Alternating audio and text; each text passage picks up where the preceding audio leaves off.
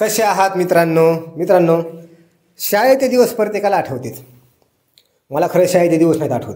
मला तर खरं शाळेतला मार आठवतो, कारण माझ्यासारखा मार कोण नाही खाल्ला. आणि मी आणि मित्रांनी दाबून मार खाल्ला.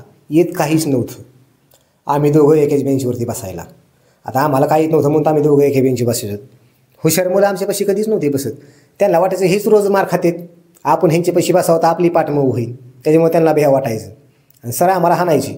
आता आम्हाला मार खायची सवय झाली ती. आम्हाला वाटी सरने नाही हाणलं करमत नव्हतं. एवढी म्हणजे आम्हाला त्या माराची आवड झाली ती सरच्या. सरने प्रश्न विचारला का आम्हाला घाम यायचा, आणि आम्ही चुकीचं उत्तर दिलं की मग सरला आमच्यापेक्षा जास्त घाम यायचा. परत सरलाच प्रश्न पडला, ह्याला प्रश्न विचारावा की नाही एखादा, कारण आम्ही कधी उत्तरच देत नव्हतो. मी 8वीला शाळेत असताना सगळ्यात पुढं बसलो, पहिल्याच बेंचवरती. येत काहीच नाही आणि पहिल्याच बेंचवरती बसलो. माझ्या तोंडासमोरच फळा माझ्याकडे बघायचा, मी फळ्याकडे बघायचो. आणि मला तर डेखळं बी काही येईना. एक दिवस सर मला म्हणले, तू तुझं नाव लिहून दाखव. आता माझं नाव अरुण आहे, मी लिहिलं अरुणा. सर म्हणले उठा, कर हात पुढं. मी असा हात पुढं केला. सर म्हणले तुम्हाला आशीर्वाद देतो काय. सरने माझ्या डोक्यात छड्या हाणल्या, 2 टिंगळं आली. सरला टेन्शन आलं. सरला वाटलं ह्याला येत काय नाही म्हणले, मग ही पुढं का बसले.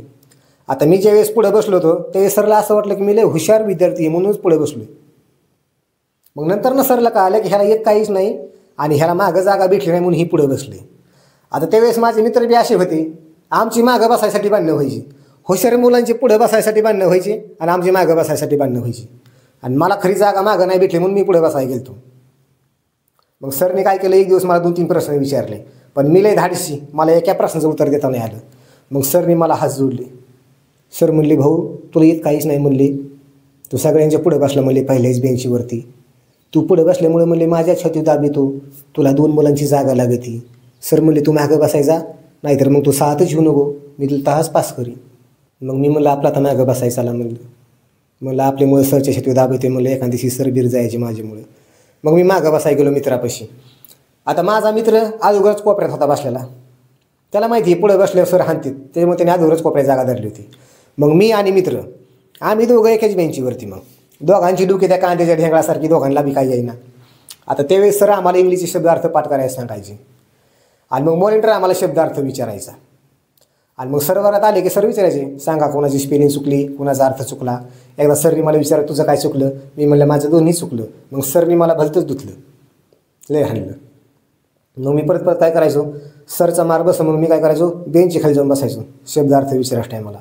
पण एकदा असं झालं, मी बेंचची खाली बसलेलो होतो आणि सर आले. सरनी मला बघितलं. सर म्हणले चला पुढं. सरनी मला पुढं नेलं, माझ्या तोंडावरनं हात फिरवला आणि झापडी दिल्या. माझं तोंड फुटबॉलासारखं झालं. परत मग बेंचच्या खाली काय मला वर पण बसायला बी वाटायचं, कारण सरने हाणलंच होतं तसं. आणि एक सर तर आम्हाला अशी होती, ती 5 मिनिटांमध्ये धडा वाचून काढायची. त्यांच्या मागं कोणत्या कामाची गडबड राहायची माहीत नव्हतं. त्यांच्या मागं कोणतं असं अर्जंट काम होतं काय सांगता येत नव्हतं, पण धडा 5 मिनिटात वाचून काढायची आणि प्रश्न लगेच विचारायचे. मला दप्तरमधनं पुस्तक बाहेर काढूच तर धडा संपला. आणि प्रश्नाचं उत्तर चुकी दिलं मग सर त्याला नसं हाणत, त्याच्या शेजारी जो बसलाय ना त्याला हाणायची. म्हणायची तू अभ्यास करत जा, तू अभ्यास करीत नाही म्हणून हा अडणी राहिला, ह्याला काही येत नाही, अशी ती सर होते. त्यावेळेस आम्हाला असं वाटायचं की आल्या सरने आपल्याला प्रश्न विचारायला पाहिजे, म्हणजे शेजारच्याला मार बसेल. मी तर कधी प्रश्नाचं उत्तर देतच नव्हतो. आणि जर दिलं तर सरला विश्वास नव्हता बसत की मी उत्तर दिले म्हणून. सर माझ्याकडे अशी खालीवर बघायची, माझी तू उत्तर दिलं. जसं काय मी उत्तर नाही दिलं, सरच्या पुढे बंद घेऊन उभाय अशी सर बघायची. मी 5वीला शाळेत असताना सरने एकदा मला विचारलं, तुला पाडे येतात का. मी म्हणलं हो, 100पर्यंत पाटीत पाडे. आता त्यावेळेस मला पाडे म्हणजे काही माहीत नव्हतं. सर म्हणले छान, म्हणले 96चा पाडा म्हण. आता त्यावेळेस मला वाटायचं पाडे म्हणजे 1 2. मी म्हणलो 96 97 98 99 100. सर म्हणले या पुढं बोलून घेतलं, लगेच पायाखाली तुडवलं, बदा हाणलं. त्या सरने मला एक एवढं हाणलं होतं, मी 1 2 पण 95पर्यंत म्हणायचो. मला 96 97 म्हणायला भ्या वाटायचं, एवढं सरने मला हाणलं होतं. आणि ती सर असे होते, ते मुलींना कधी मारत नव्हते. एखाद्या मुलीने जर अभ्यास नाही ना केला तर सर फक्त तिला म्हणायचे अभ्यास करत जा, तुझं अभ्यासावरती लक्ष नाही. मग ती मुलगी म्हणायची ठीक आहे सर, परत नाही असं होणार. मी तर सरला कधी म्हणलोच नाही सर असं होणार नाही माझ्याकडून म्हणून, कारण मला माहिती आहे आपल्या कोण दरवेळेस चुकी होणारी, आपण दरवेळेस मार खाणारी. मी असं म्हणजे कधी म्हणलोच नाही सरला, सर माझ्याकडून असं होणार नाही, मला वेळेस माफ करा.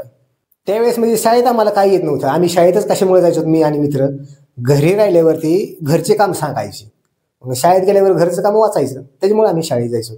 आणि शाळेत जाताना मला दप्तरचे कधी वजन नाही झालं. वजन कशाला होईल? दप्तरमध्ये 3 पुस्तकं 2 वह्या राहायच्या. पुस्तकांना कवर नसायचा. पुस्तक अशी साईडने फाटलेली, ती वह्याकडे अशी बघायची उलटी, ही वह्या घाबरायच्या. वह्या म्हणायच्या अरे देवा वाचू, आमचं काही खरं नाही. त्या दप्तर मी जर डुकून पाहिलं ना तर असं वाटायचं पुस्तकांनी वह्यांना किडनॅप केले. कधी कधी एका साईडला वह्या जायच्या, कधी कधी अशी दुसऱ्या साईडला पुस्तकं जायची. असं वाटायचं ह्यांच्यामध्ये फाळणी झाली. एवढी त्या दप्तराची बेकार अवस्था होती. आणि मला 2 वह्या असल्यामुळे मी काय करायचो, एकाच वहीमध्ये सारे विषयाचे गृहपाठ लिहायचो. त्या वहीमध्ये गृहपाठांची अशी गर्दी व्हायची. कधी कधी गृहपाठाची पानं गळायची. आणि त्या सरलाही कधी माझ्या वहीमध्ये गृहपाठ नाही सापडला, कवाच नाही सापडला. सर दुर्बीण माझी वही चेक करायची तरी गृहपाठ सापडत नसे. मग दुसऱ्या दिवशी सर मला सापडायचे आणि बदाबद हाणायचे. शाळेमध्ये फक्त काय केलं मेन मित्रांनी, भात तेवढा लई दाबून खाल्ला. आम्ही एकदा भात खायसाठी शाळेत जायचो, भात लई खाल्ला. मग आपली एक वहीचे पानं फक्त भात खाण्यासाठी संपायची. मी वहीच्या पानावर भात खायचो. एकदा मेन मित्रांनी सरला विचारलं भात खाल्ले काय होतं. सर म्हणले अरे गाढवानो, भात खाल्ल्यावरती बुद्धी चलती. मग मी मित्रांनो म्हणलं आपण लई भात खायला पाहिजे. म्हणलं थोड्या भाताने म्हणलं आपल्याला काय होते. म्हणलं आपली बुद्धी नाही चलत. मित्र म्हणला तुझं खरं आहे. मित्र म्हणला मी उद्याच्याला मोठी परात घेऊन येतो. म्हणलं लई पण नग मोठी आणू, नाही तर म्हणलं तू पीठ मळायची परात घेऊन यायचा. मग मेन मित्रांनी भात खायला सुरू केलं. दाबून भात खाल्ला. पण बुद्धीमध्ये काय नाही फरक पडला. उलटी भात खाल्ली आम्हाला झोप यायची आणि पादा यायचं. काही माझे मित्र तर एवढा भात खायचे आणि एवढं कडक पादायचे, लई बेकारवानी पादायचे. वास लवकर बाहेर जात नसं. तेव्हा जर असं वास आला ना तर हात पाय लगेच गळायचे. एवढं कडक पादायचे, निवार पादायचे. जसं पुरती सूर्यभोवती फिरते ना तसं तो वास असा नाकाभोवती फिरायचा. नाका हात ठेवला की वास कानातून आत जायचा. वासच तेवढा कडक होता. माझा तर एक मित्र एवढा भात खायचा, त्याला भात नाही सरला तो काय करायचा, घरी कोंबड्याला घेऊन जायचा. त्याच्या कोंबड्यानी एक लय भात खाल्ला पण अंडी खावाच नाही दिली. आणि भात खाऊन तो कोंबड्याच्या जाड चालत्या असे करायचं. भात खाल्ल्या पडून करायच्या मागणं पू करायच्या. अशा त्या कोंबड्या होत्या. त्यांना आम्ही भाताची लई सवय लागली होती. त्या भात खाल्ल्या काय करायच्या, असे इकडे तिकडे फिरायचे कधी कधी.